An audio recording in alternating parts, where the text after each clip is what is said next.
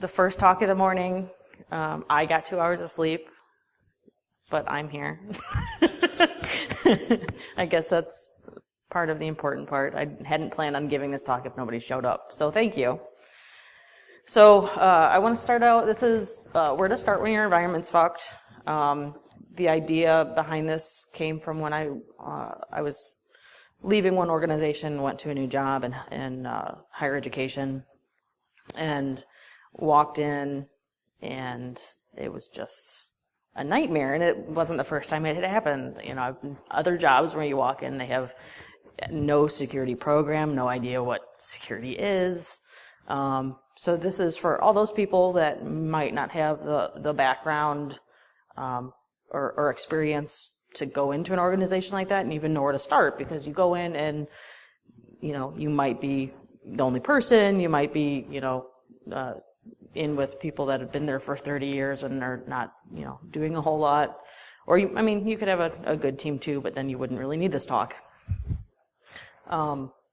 It's for that premise where there's so many times we'll walk in and just everything's fucked, and how to go down the path of, all right, what do? I can't just put out fires all the time. I actually need I need a laundry list of what to look for. So with most of my stuff, it starts most of my ideas start as blog posts first, and then they turn into talks. And this is me. And then this one's actually turning into a book. So this is the official title. It's going to be a long version of this talk, obviously. About 20 chapters. I'm going to go over some of those now. But back to about me. So my name's Amanda, InfoSystir. I do a lot of blue team stuff right now, mostly regarding installs with Splunk, and kind of working with the companies that we implement Splunk at to let them know how best to use it and other bad things that they're doing on their environment that they probably shouldn't, not even when it doesn't have to do with Splunk directly. So this should be out around March next year. Through O'Reilly. If you have any suggestions on animals for the cover, I'm taking suggestions. The narwhal was already taken. So is the honey badger. Those were my top two. The other one that I'm thinking of, I think it's the vampire fish. It's the one that's in the Amazon that'll swim up a dick and attach itself. I just wanted a really badass animal for the cover. Next. So some of the stuff that you should start with are the free and easy. So many people, whether you're doing defensive consulting, offensive consulting, whatever you're doing, you can go into a place and, all right, maybe they asked for a pen test because they want a compliance check mark, but they don't need one. This is maybe something that you can hand them and say, you know what, next time, give it a year. We need to take some time apart. You don't need a pen test yet. You should do all this stuff. And one of the biggest hurdles is getting C-level buy-in, right? So if there is no security program, you don't know where to start. So they're not going to just say, here's a couple $1 million, go buy some Blinky boxes and do security. That's not, for the most part, that's not going to happen. If it is, great, but for the most part, that's not going to happen, especially if it's a smaller organization. They're, InfoSec and IT in general is a cost center. You want to be able to show your due diligence, that you're actually doing everything that you can before going and asking for money. So you could actually start this. I should have started this before I took that one job and actually done some recon on the company more than I had, and then I would have realized that they had think it was like 3/16s, and a couple /15s, on Joden. Like, their printers had public addressing. You could access their SQL databases from the internet. Like, it was really, really, really bad. If I had wanted that kind of job, maybe I should have, and I would have seen that before I had taken it. Maybe I would have changed my mind, because I'm like, you know what? They have nobody in InfoSec, and they obviously are having some problems. So it depends on if you want to take on that big of a project or not. This is a really cool website that I found. Somebody had tweeted it out the other day. OSINTframework.com. It has a little bit more on it than you would need to do potentially for your company, at least right away.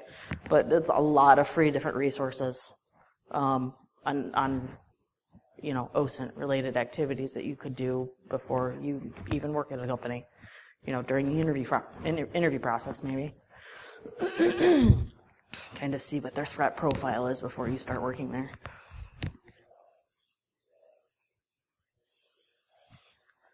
It's another thing, just like I was talking about, asset management is key. It's probably one of the things that nobody can do correctly, because, it gets pushed by the wayside. Nobody realizes it's as important as it is, because it's a gigantic pain in the ass. But how are you going to know what you need to secure if you don't know what's on your network? I see companies all the time that have reinfections of Configure or Blast or whatever on their network. They don't know where it's coming from. They just keep on repatching the boxes, and they keep getting reinfected because they don't know what's actually on their network, whether it be too big or whatever, but they don't have a firm grasp on what's actually out there, or as far as built with goes, they don't even know what's public facing. I don't know, our web app guys do that. Like, we don't touch that box. All right, well, maybe it's dual homed and completely open to the internet, and a super easy foothold onto the inside of your network. You wouldn't know any of that unless you were able to look at it for yourself, and go down that path without somebody else having to either tell you or pop the box first.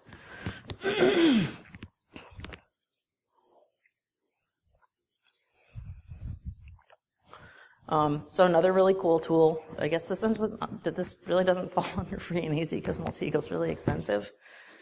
Kind of does the same thing. There's a free and open source tool called Recon-ng that I'll cover in a little bit that kind of does the same thing.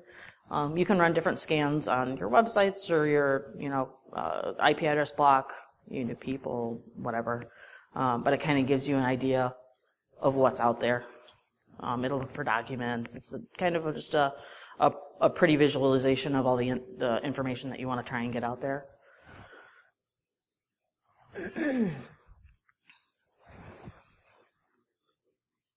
So this is Recon-ng. It's like it's built in the command line, kind of like Metasploit is. Kind of uses the same command infrastructure. Written by Tim Tomes, really cool guy, and it's not as pretty as Maltego. It's not going to give you all the nice graphs, and you can't right-click and scan or anything like that. But it does give you quite a lot of information, and this is another step towards asset management. You might not actually know where all these domains reside. So being able to know what to look at next from that perspective is a good first step. Another one's TheHarvester. When I had implemented a user education program, I used this. It will go out, it will scrape, LinkedIn, Facebook, whatever, and look for yourdomainhere.com email addresses. And that's what's public facing. That's what is going to be the most easily accessible email addresses that are going to be attacked the most.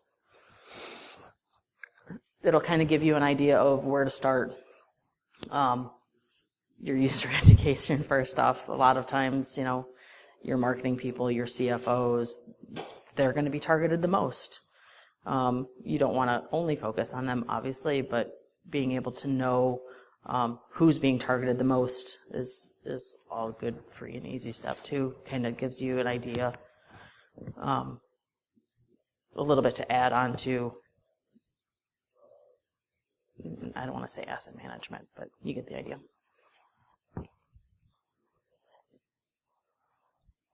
All right, so this is where I can do this. I've never done a live demo before in a talk, and it's not a big one because I want to start out small. So Shodan was created by John Matherly. Your goal should be to have as few as possible devices show up in Shodan as humanly possible. If you have a web server, yes, it's going to be out there, but your printers shouldn't be on there. Your SQL databases, your Active Directory servers, like that stuff should not show up in Shodan. You might find that you didn't realize everything that was public facing is, and this is definitely going to tell you. I've had people that, like customers that have come to us wanting to block scans from Shodan so it doesn't show up. You realize it doesn't make any difference, right? All right, let's see if this works.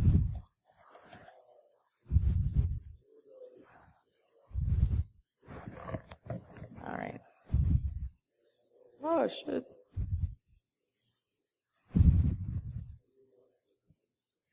Yay. So put your IP address block in here. See what's out there, and go from there. You're just adding, all of these steps are adding to a laundry list of things that you can start looking at. Gathering all of your information and knowing what you have out there. Otherwise, you're not going to be able to start down an intelligent path when it comes to designing your security program.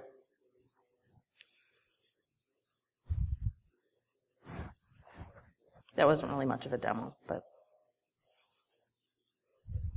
I said I'd start slow.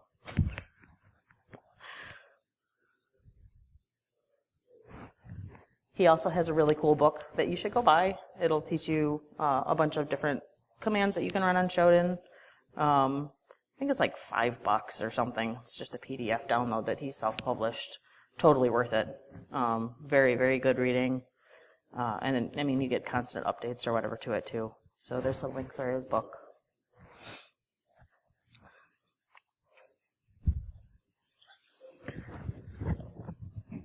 After you've done all of this and started down the path of being able to show,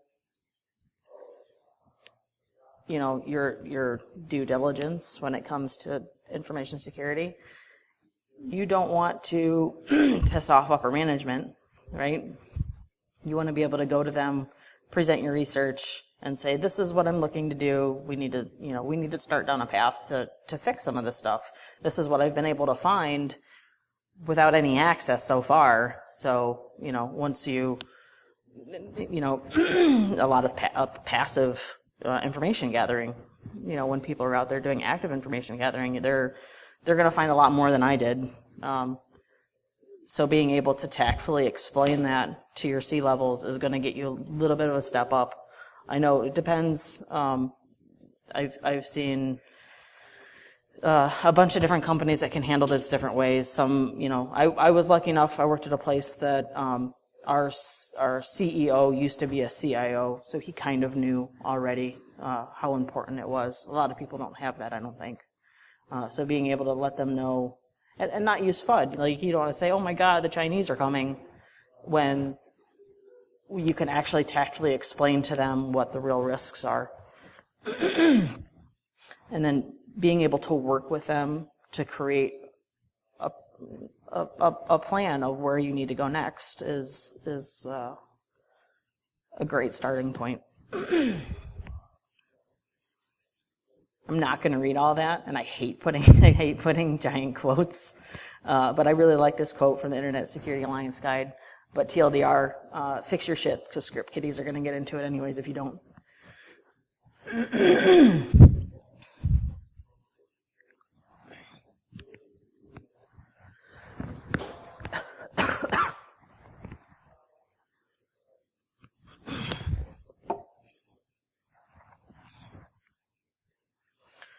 So now on to more free and easy stuff. I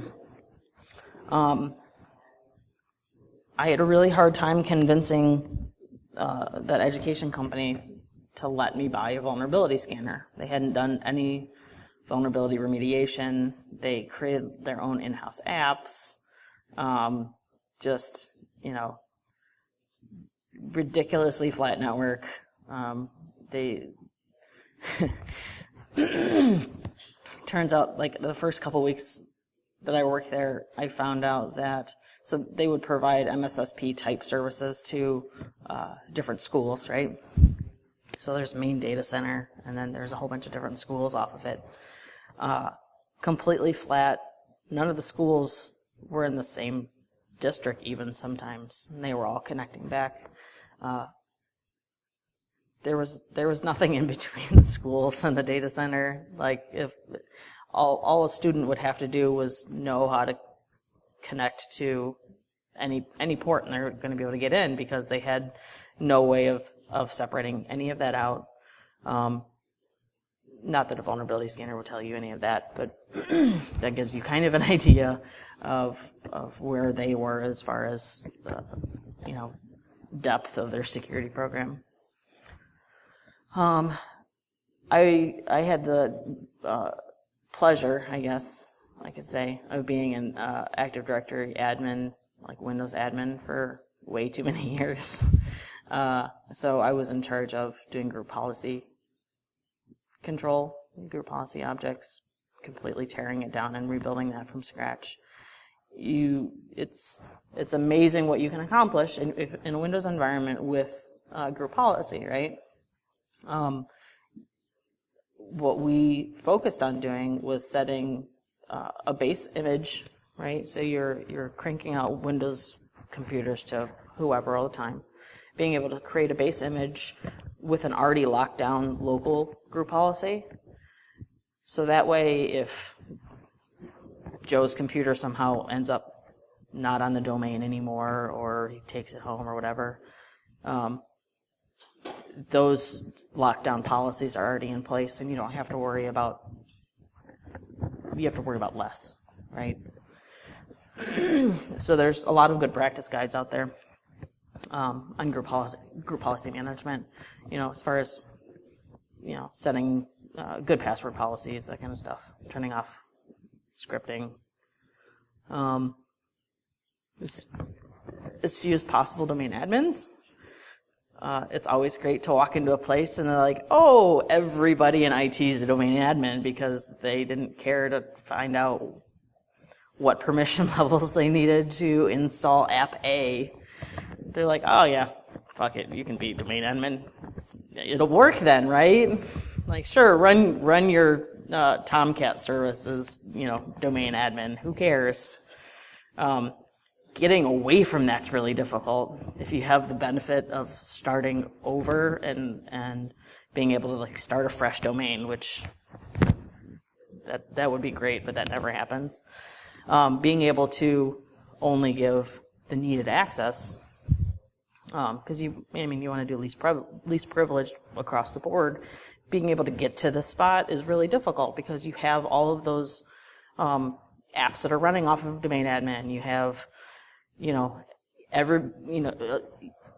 people that don't realize how much power they have when using it. I accidentally had I didn't do it, but we had a vendor that had been given domain admin access and promoted an application server to domain controller. How does that even happen? Like, that's a horrible idea. So vendors shouldn't normally be domain admins either, unless that's what you're paying them to get. This is a cool nmat script that I found when I was writing the book. will find all open shares on your network. So you could have a bunch of open shares out there with a lot of really, really cool information. This will find them all for you. Obviously, get that approval before you run any of the stuff.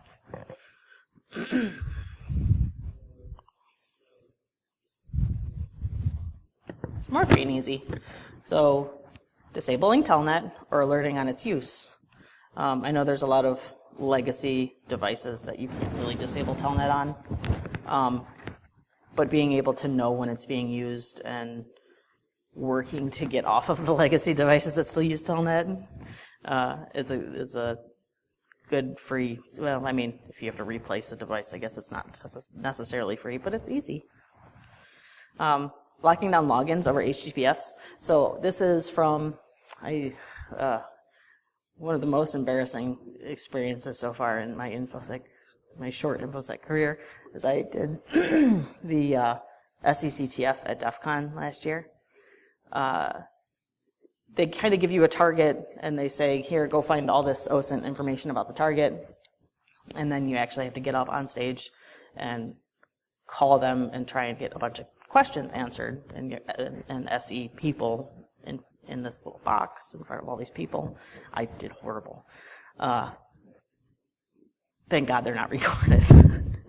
If any of you were there, I apologize. But this was from the OSINT work that I did. Like, I could connect, I mean, their cert's obviously not good on this F5 device, and you can connect to it from anywhere. And I didn't try the password because you weren't supposed to. But a lot of people will have that kind of stuff out there with the default credentials on it too. Not storing plain text passwords. Also at the healthcare place that I worked at, we had one of our network admins. All of the passwords were stored in an Excel file. It was password protected though. That's not a good idea either. There are so many free password management tools out there. Yeah, they might not be, the enterprise level that you need, but you need to start somewhere. You can't store that stuff in a plain text. No open Wi-Fi. Also worked at a place that had our help desk got a call one day. Lady said her Wi-Fi wasn't working. So like, all right, ma'am, what room are you in? We'll come up and help you, get connected. She's like, oh, no.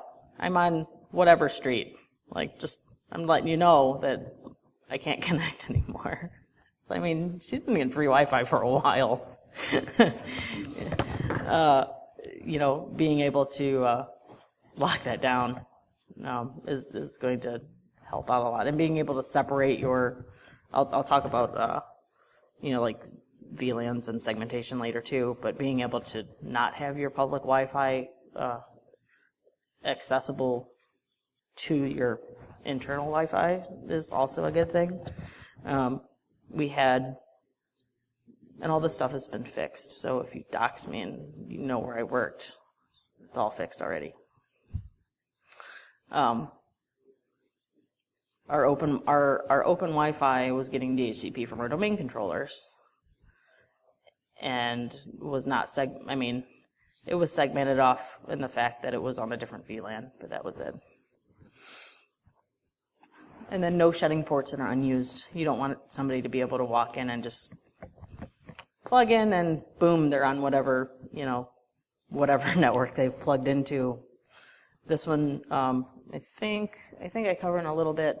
There's a tool called NetDisco. I know it used to kind of be a pain in the ass to set up, but it would actually go through and crawl your network, and this was free too. It would go through and crawl your network, tell you what ports were open, what VLANs they were on, what MAC address and host name was hanging off of it, that kind of stuff.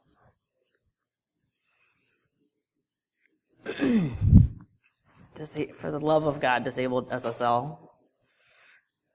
Every few months, a new, newsworthy SSL vulnerability comes out. So just please switch to TLS. These are nice tools that will tell you if you're, well, the first one is to tell you if your SSL is vulnerable or not. And then the second one actually walks you through the steps of how to turn off SSL to make the web app or whatever more secure.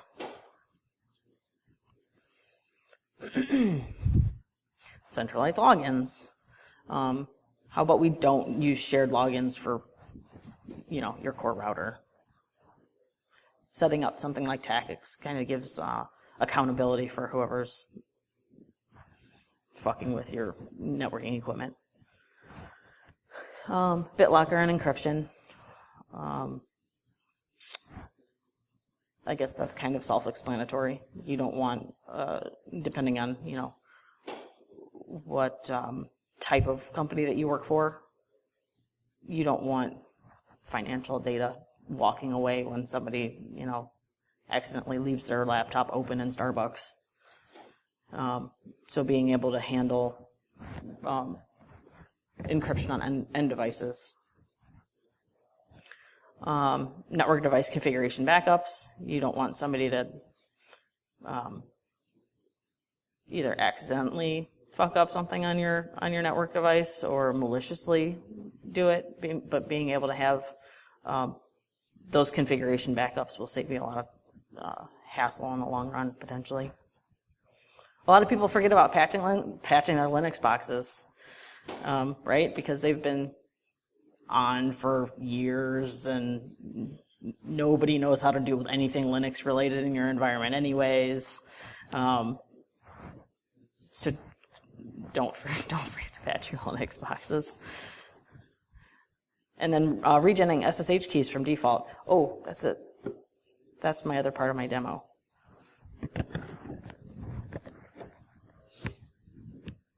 How much time do I have? Oh, good. See, Babs, I'm only halfway done.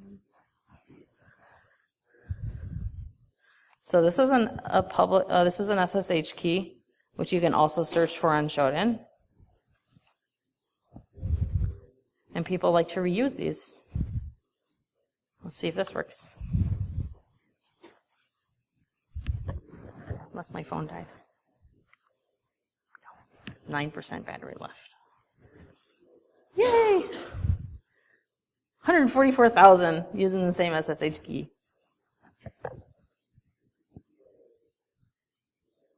I just thought that was a cool search that you could do on Shodan.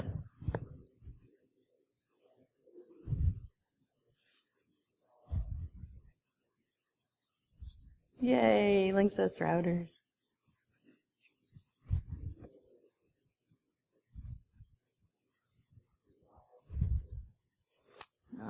So I mean, exploiting that's a little difficult because you have to. It's like a man-in-the-middle attack type thing. I'm not the best red teamer.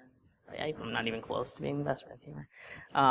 But it's definitely a good thing to regen those. Removing unneeded software like Java and old versions of Adobe anything. There's what is it, Secunia, I think. You're not supposed to use corporately unless you pay for it, but we'll kind of tell you sometimes what that old versions of software are. But Java, just get rid of it. If you have to have it, patch it. Internet browsing from servers is fun. Having to tell, like application analysts that they're not supposed to be browsing and downloading stuff directly to servers is a step that you should probably take. That might not necessarily be easy depending on the people, but it's free. Like browsing from servers is a no-no. DNS servers and DCs should be just that. You don't want.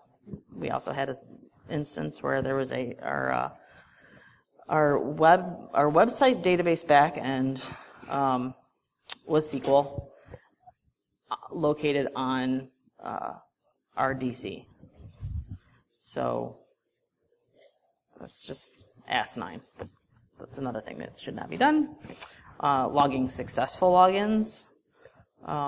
is best practice, and then your ILO settings. So a lot of people will leave ILO settings as default, but you know what? If somebody can get onto that ILO page and use the default username and password, who's to say that, you know, somebody didn't leave that server logged in, or, you know, I mean, you can do quite a bit of shit from the ILO page anyways. So there's I believe there's a Metasploit script that will go and look for certain ones, and be able to tell you, you know, what ILO pages you have as defaults.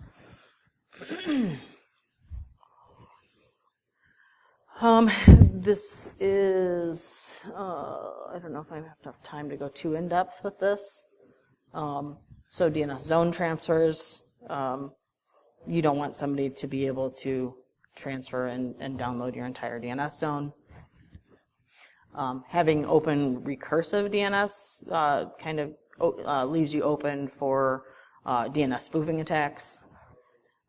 Open mail relay will get you blacklisted in a heartbeat when, you know, if anybody can send email from any email address they want out of your email server.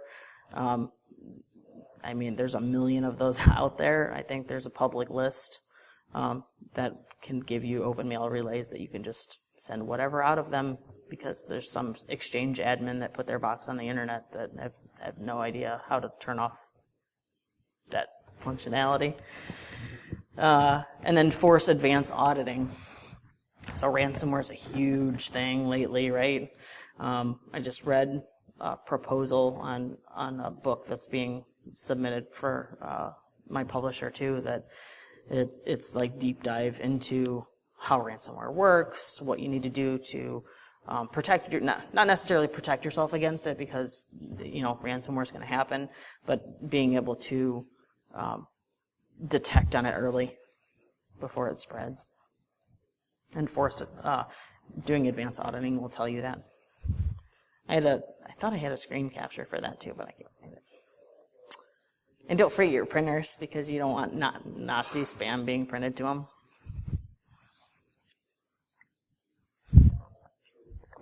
I heard from so many people that it's like when I started trying to write my Purple Team chapter, because all my background's in defense, right? So I don't know what a pen tester sees consistently when they go out and do their stuff.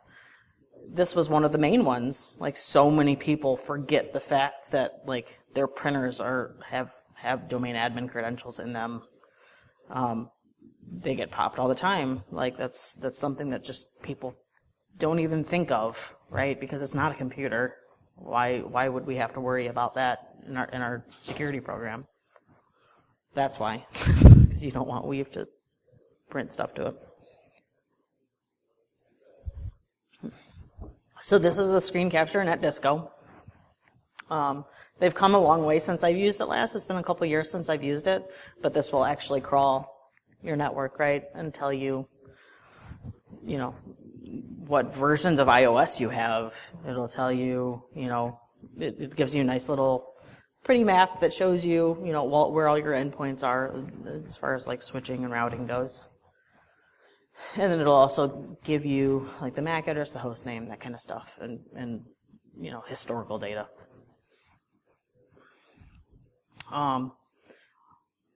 Snort and Splunk, I could do a whole thing on Snort and Splunk, but being able to alert on different things happening in your environment and be able to have the depth of being able to look into what's actually happening, right? Whatever logs you have going into it. And EMIT, it's I always get this wrong, Enhanced Mitigation Experience Toolkit. Yes. Free, great tool. I know there's some bypasses around it, but you can basically just, TrustedSec actually has a really good blog about how to roll it out in mass to an environment.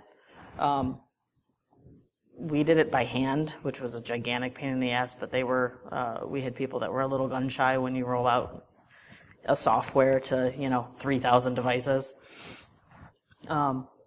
It doesn't really break a whole lot. I've had it break, I should explain what it does first. Does everybody know what EMET is? Or have heard of it? So it'll kind of protect against O-day related type activity, right? But why not use it? Like I recommend that for every Windows box. Like Windows box at home, implement it. This could be a great first step on combating some of that stuff. And really low maintenance. So some software that you can do. URL scan will actually, it's something that you can install on IIS that will scan for or block malicious activity when it comes to like your websites. Fail to ban will do the same thing, kind of for Linux boxes like Apache and stuff that will automatically block that type of activity. Mod security, you can write different things for that will protect your Linux boxes, and then password management, which we kind of already covered.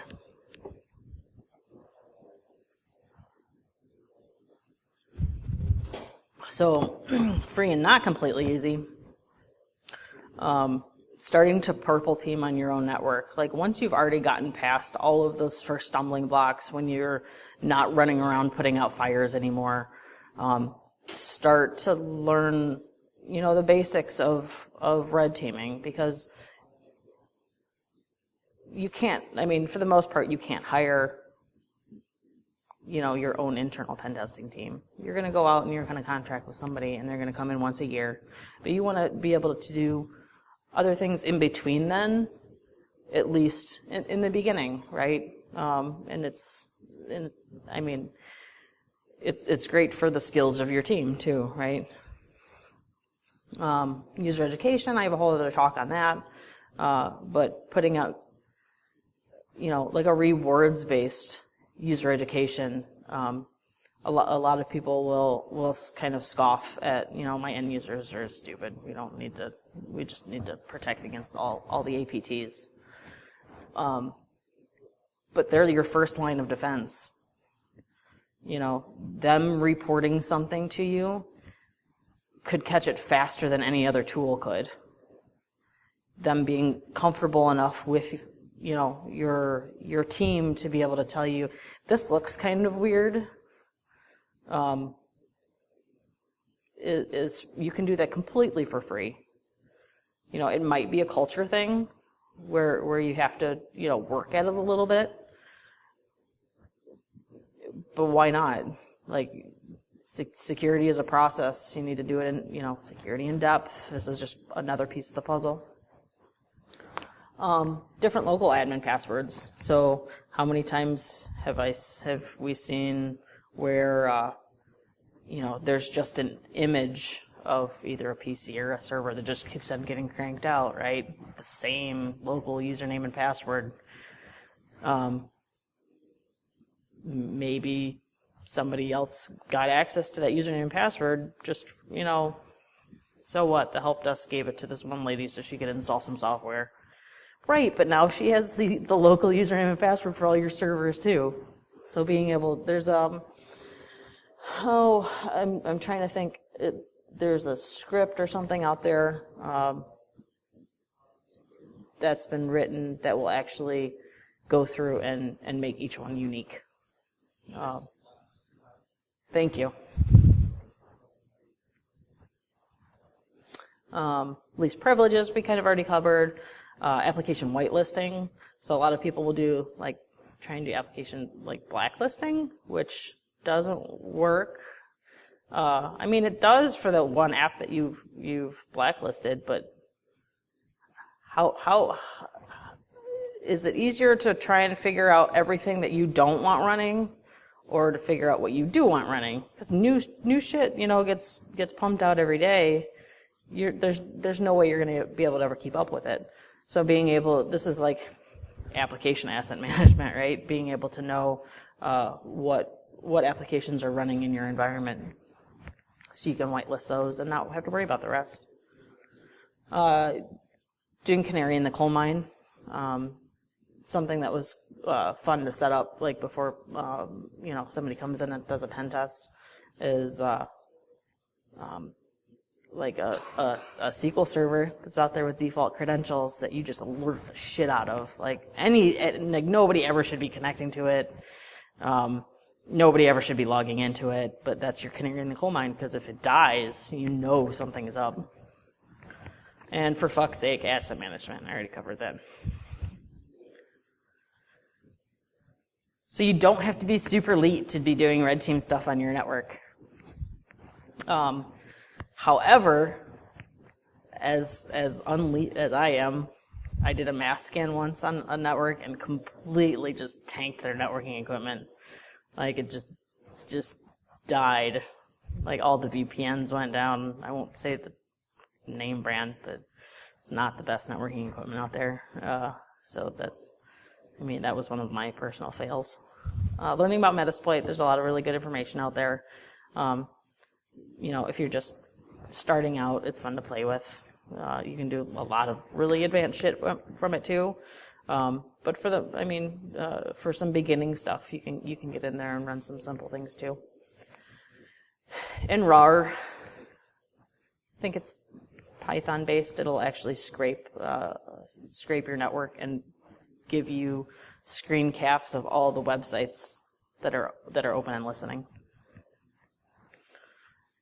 And those two links, I'll put these slides up so you don't have to worry about trying to remember them or type them out for those watching at home.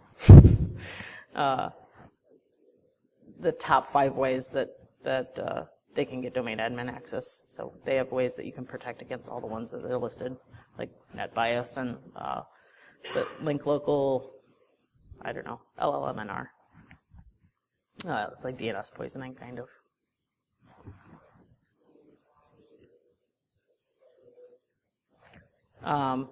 Secure compliance, right? All this shit that we just talked about can go towards being compliant. No, you don't want to just be, a checkbox checker for compliance, but being able to do it securely is really important. I don't care which compliance standard that, you have to comply with, but, being able to, not just do the checkmark boxes and put some intelligent design behind it.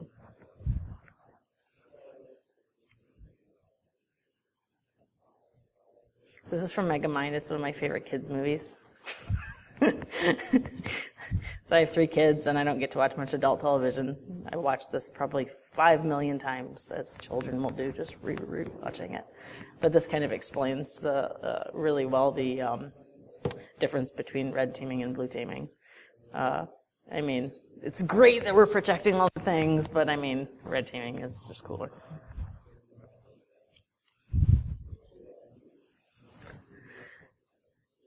Oh, this goes back to the story I was talking about earlier, where our website backend, our public website backend tied into our domain controller, which also give the wireless their DHCP. So segmentation. Also not easy sometimes to get off of a flat network. When you have 5,000 devices on one VLAN, and it's on VLAN 1, getting away from that takes a lot of planning. But, after you've already started to do this kind of stuff, you're now going to have more time because you don't have as many fires to put out. Kind of talked about Active Directory. You can do delegation of rights, so you don't have to worry about all those domain admins. And then access control list between VLANs. It's just kind of another step for protection. So all the really expensive stuff now. If you've gotten to this point and you've done all of that free and not really that so much easy, and if you don't have C-level buy-in at that point, just leave. Just find somewhere else. No. But at that point, they'll know that you have done your due diligence, go ahead and present to them, like, look at how far we've gotten, look at all this red shit over here is now all green and pretty, and we have time to actually focus on more design and more advanced things. Now, maybe they'll give you a little bit of money, for a new Blinky box. Actually buying a real vulnerability scanner, not just cheating and using the trial. Once you show them the first results of the trial anyways, hopefully they'll say, holy shit, now maybe we do need to spend a couple grand and actually give you a real vulnerability scanner. SIMs can be really, really super expensive. But I mean, that's the next step on alerting, what's happening on the inside, what's coming in from the outside, that kind of stuff. Hiring somebody to do a professional pen test, not a vulnerability scan, because you've already done your vulnerability scan. Bless you, sir. And being able to know the difference between the two. A lot of people will sell vulnerabilities, will sell pen tests, but they're really vulnerability scans. At this point, you should already be able to do a vulnerability scan on your own. If they're not showing you anything different than what you've found with it, it's definitely time to move to a different pen testing company. Two-factor auth, not just for your outside devices. If you set it up so only certain people can log into your domain controllers, make switch and router configuration changes, that kind of stuff, but use two-factor auth. It's going to save you in the long run. Passwords suck. You can't just use passwords anymore. I mean, we've proven this. How many times did things have to get leaked and, databases of passwords everywhere? You don't want to just rely on passwords. So being able to implement two-factor auth in your organization is a good step too. And egress filtering. All outbound traffic should be filtered. It's kind of like least privilege, right? You don't want to just open it up and say, yeah, sure, you can FTP all of our stuff out. Why not? I guess that's not really a money thing. God, I really should have done a better job of going through these. You can do egress filtering if you already have your networking equipment, right? It might be a little bit difficult to get through though. And then all those APT-related shiny, all the vendor stuff out there. You can, if it seems to fit in your organization, go for it. And then getting organized. So IP address management, password safes. Doing tabletops and drills are really fun because it will tell you how unprepared you actually are. I did a tabletop the other day with a company. A month later, they had the exact same thing happen that happened in the tabletop, and they still fucked it up. But I mean, they were more prepared after doing that tabletop than they would have been otherwise.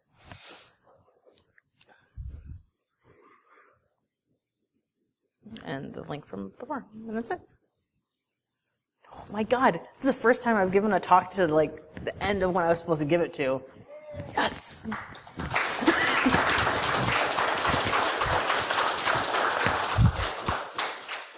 Any questions from the audience? Yes, sir? With your Microsoft environment, did you use Microsoft Baseline Security Analyzer at all? So the question was, with the Microsoft environment, did we use the Microsoft Baseline Security Analyzer tool? We did in the beginning, and then with any new technology that came out, like Windows Server 2012, when that came out, we would run it too. It's a good tool too. Yes. Also, I missed the first security compliance manager, Microsoft security compliance. Security compliance manager. I haven't worked with it at all. It's a way to basically baseline your calls. So baseline security. Right.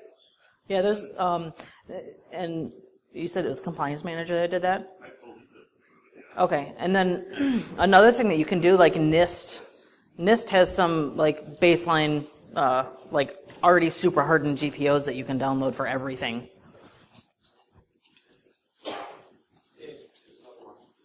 What? Stig? I have not used that.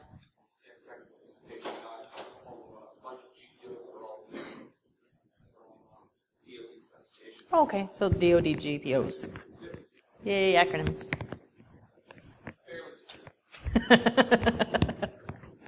There's so much out there.